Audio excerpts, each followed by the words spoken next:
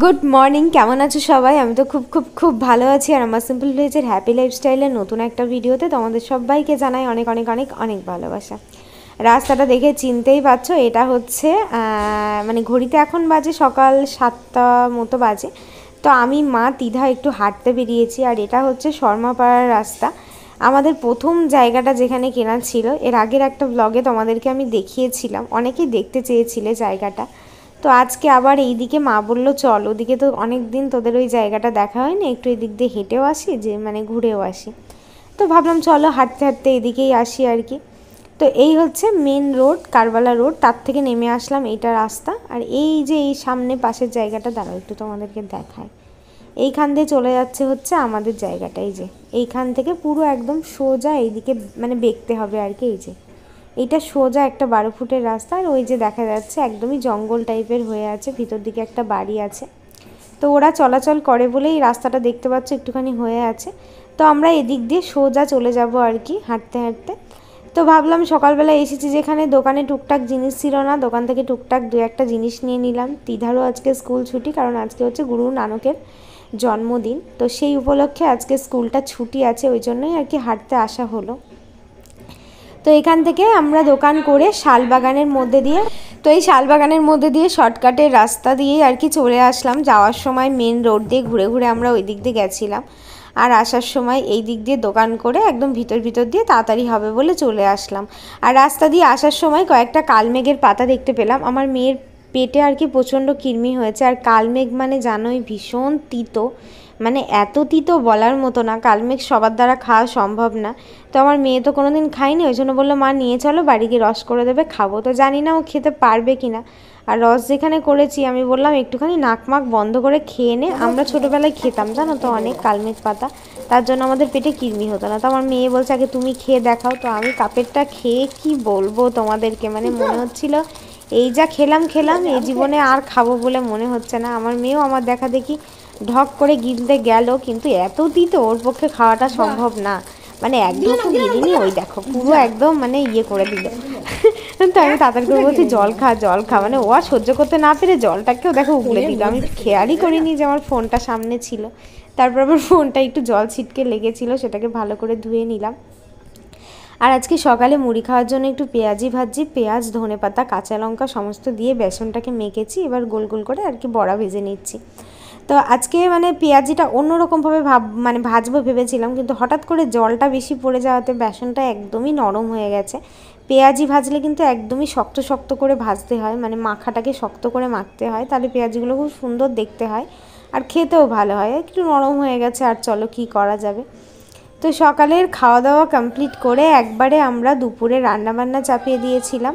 তো দুপুরে আজকে নিয়েছিলাম একটা কাতলা মাছ। তো কাতলা মাছের মুড়োগুলো এত বড় হয়, সেই জন্য আমি সচরাচর কাতলা মাছটা কিনি না। কাতলা মাছ না কিনে মানে এমন একটা অভ্যাস হয়ে গেছে না, এই মাথাটার ভয়ে ছোটো সাইজের মানে 500-700 সাইজের কাতলা মাছ একদমই কিনি না বললে চলে।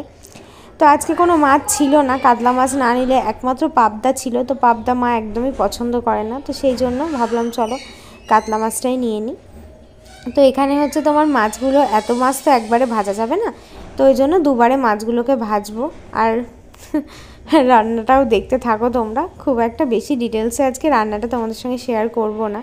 আর জানো তো বর্ষা চলে গেছে, আমার হেয়ার ফল এখনও কমেনি, শীত চলে আসলো। আর এই রান্না করতে করতে চুলগুলো এরম এরম করে বাছা, এটাও একটা ভীষণ বাজে জিনিস। তো আমার হাতে কিন্তু একটা চুল উঠেছিল, তো চুলটাকে যদি এখানে নিচে ফেলি তাহলে আবার ভাতে তরকারিতে গিয়ে পড়বে, তো সেই জন্য আর কি ফেললাম না, একবারে বাইরে নিয়ে এসে ফেললাম। আর দুপুরে আজকে ওই যে তোমাদেরকে বলেছিলাম না একদম সিম্পল রান্না করব, ফুলকপি দিয়ে আলু দিয়ে আদা জিরে বাটা দিয়ে মাছের পাতলা পাতলা করে একটু ঝোল বানিয়েছি, আর মাছের মুড়ো লেজা এগুলো দিয়ে একটু টক করেছি, মানে তেঁতুল দিয়ে আর কি। তো বেশ ভালোই লাগছিল খেতে, নতুন ফুলকপি দিয়ে কাতলা মাছের ঝোল। বেশ হালকা পাতলা রান্না করলেও আমি কিন্তু ঝালটা লবণটা তরকারিতে একটু মানে বেশি পরিমাণেই দিই, সেই জন্য মানে যতই হালকা পাতলা মশলা দিয়ে রান্না করি না কেন, মানে আমার তরকারির টেস্টটা কিন্তু খুব সুন্দরই হয়। তো চলো খাওয়া দাওয়া করে এক ঘুম দিয়ে নিয়ে এখন রেডি হয়ে গেছি। আজকে আমাদের মানে বিষ্ণুপুর কালীবাড়ির যে মাঠটা আছে, ওখানে হস্তশিল্পের মেলা, মানে মমতা ব্যানার্জির একটা আর কি সভা বলতে পারো, সভাও না, আমার বাংলা টাইপের কিছু একটা। তো যেখানে কিছু সাংস্কৃতিক অনুষ্ঠান, কয়েকটা হস্তশিল্পের জিনিসের দোকান টোকান, মানে একটা মেলা মতো বসেছে। তো মাকে নিয়ে ভাবলাম দিদাকে নিয়ে একটু ঘুরে আসি গা। তো ওখানে কি কি বসেছে তোমাদেরকে দেখাবো। আর মানে আজকে যে মানে আমি ভিডিওটা আর কি যেদিন পোস্ট করব সেদিনই কিন্তু অরিজিৎ সিং আসছে এই তোমার এইখানে আর কি, মানে ধরো আজকেই, মানে আজকে আমি ভিডিওটা পোস্ট করছি, আজকেই কিন্তু অরিজিৎ সিং আসছে। ঠিক 8:30 থেকে 9টা এরকম টাইম দিয়েছে, জানি না কেমন কি হবে। আর এই যে স্টোরগুলো দেখতে পাচ্ছ প্রত্যেকটাতে একটা একটা করে দোকান বসেছে। আমি প্রায় যতগুলো দোকান তোমাদেরকে পারবো একটু ঘুরে ঘুরে দেখাবো, মানে কি কি আছে আর কি। এইখানে সব থেকে বেশি ভিড় দেখছিলাম, বাংলা মোদের গর্ব এটা নিয়েই আর কি, মানে এই অনুষ্ঠানটা আর কি। তো এখানে প্রচুর পরিমাণে বিভিন্ন প্রজাতির গাছ আছে। আর এই জায়গাটা ভিড় বলে আমি ভাবলাম কি হচ্ছে, তো ভাবলাম মানুষ সব আধার কার্ড নিয়ে কিছু মনে ডকুমেন্টস ভেরিফাই করছে, নাহলে কিছু না কিছু একটা করছে, তো আমি অতটা বুঝে উঠতে পারলাম না। তারপরে এখানে দেখতে পাচ্ছ একটা খুব সুন্দর মানে নিত্য নতুন ফলের আর কি, মানে ড্রাগন আনকমন টাইপের ফলের একটা মানে দোকান ছিল। তারপরে এখানে সোলার কাজের মানে সোলার নাকি এগুলো বুঝতে পারলাম না। আর এই দোকানটা তো ভীষণই ভালো, ইউনিক টাইপের পাটের জিনিসপত্র, পাট দিয়েও কত সুন্দর সুন্দর দেখো পাপোশ, ছোট ছোট গ্লাস রাখা, মানে ডাইনিং টেবিলে পাতার জন্য। তারপরে তোমার এমনি ব্যাগ থলে, তো আমি এগুলোর দাম জিজ্ঞাসা করছিলাম, বলছিল 20 টাকা করে।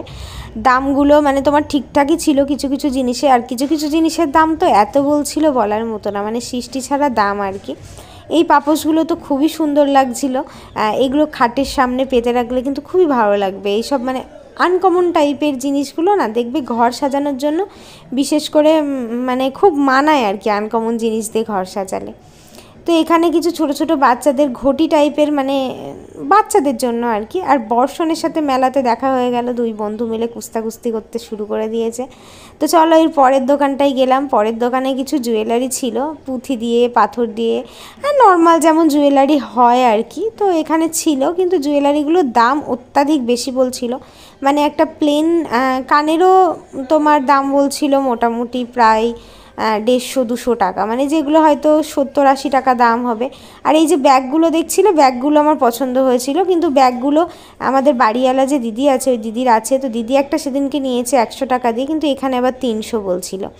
আর এই দোকানটাতে তো কি বলবো, এত সুন্দর সুন্দর দেয়ালে ঝুলানো ম্যাট করা আছে, তার উপরে খুব সুন্দর সিনারি ডিজাইন করেছে। মানে এগুলো ফোনের ক্যামেরায় তোমাদেরকে ঠিক কতটা ভালো লাগছে আমি বলতে পারবো না, কিন্তু মানে সামনে থেকে জাস্ট অসাধারণ লাগছে দেখতে, আর খুব সুন্দর এনাদের কাজ।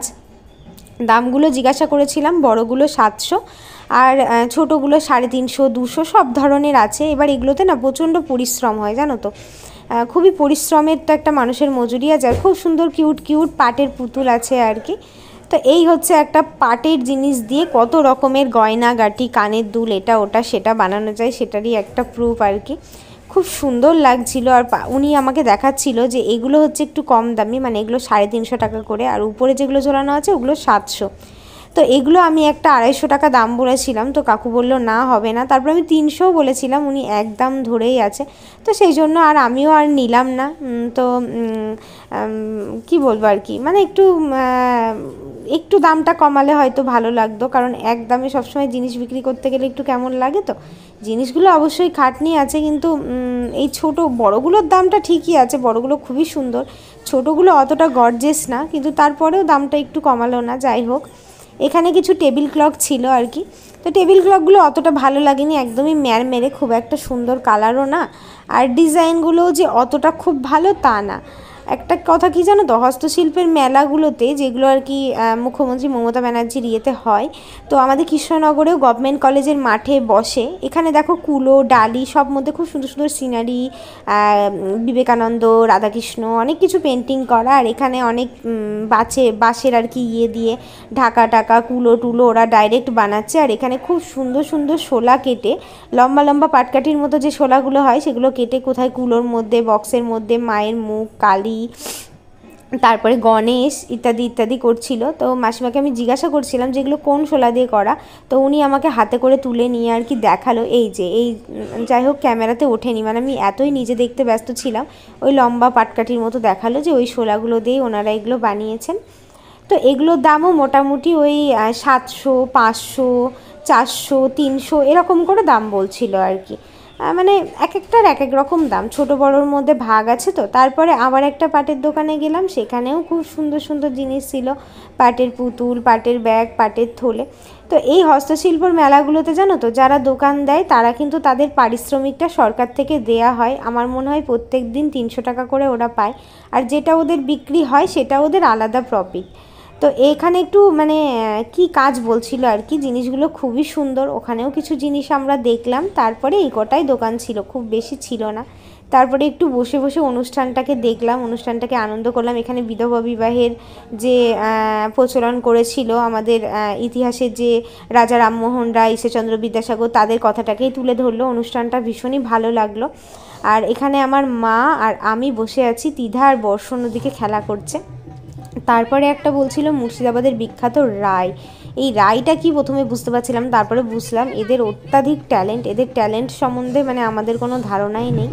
ওনারা মানে লাঠির উপরে বাচ্চা নিয়ে মাথায় করে মুখে করে ঘুরছে, মানে ডিগবাজি মারছে, আরও কত সুন্দর সুন্দর যে মানে দেখাচ্ছিল। কিন্তু এই যে লাইটিংগুলো দিয়েছে না, এই লাইটিংয়ের জন্য ক্যামেরাটা একদমই ফোকাস করছিল না। তো আজকে হচ্ছে শনিবার, আর তোমাদেরকে আরও একবার বলে দিই, শনিবারে কিন্তু অরিজিৎ সিং আসছে আমাদের বহরমপুরে। তো যাই হোক, যারা যারা আসবে মনে করছো তারা তারা আসতে পারো। এই মেসেজটা একটু আগে দিলে তোমাদেরকে ভালো করতাম। যাই হোক, আগে দেয়া হয়নি। আর বাড়ি এসে মা তো যেহেতু দোকানে চাউমিন এগরোল কিছু খায় না, কারণ ওখানে ধরো চিকেন টিকেন থাকে, তো মা চিকেনটা যেহেতু খায় না ওই জন্য দোকানের জিনিস অ্যাভয়েড করে। আমি বাড়ি এসে সবার জন্য, 3 জনের জন্য 3টে এগরোল ভেজে নিলাম। সবাই মিলে একসাথে খেলেই না ভালো লাগে, একজন খাবো আর একজন খাবে না, কেমন লাগে। তো তিথা প্রথমে বলছিল খাবো না, তারপর আবার ও খেলো। খুব সুন্দর করে রুটিগুলো আগে থেকে আমি বেলে সেঁকে নিয়েছিলাম, এখন একটু তেল দিয়ে ভেজে নিলাম, মানে ডিমটা আর রুটিটা একসাথে। এবার একটু শসা যেমন দেয় আর কি, গাজর, শসা, পেঁয়াজ সমস্ত কিছু দিয়ে, একটু সয়া সস আর একটু টমেটো, মানে টমেটো সস আর কি দিয়ে এটাকে রোলিং করে নেব, তাহলেই রেডি হয়ে যাবে একদম হোমমেড এগরোল। বাড়ির থেকেও দোকানের থেকেও এটা বেশি খেতে ভালো হয়। তো যাই হোক, আজকের ব্লগটা কেমন লাগলো অবশ্যই কমেন্টে বলো। আর সবাই খুব খুব খুব ভালো থেকো, সুস্থ থেকো, সাবধানে থেকো।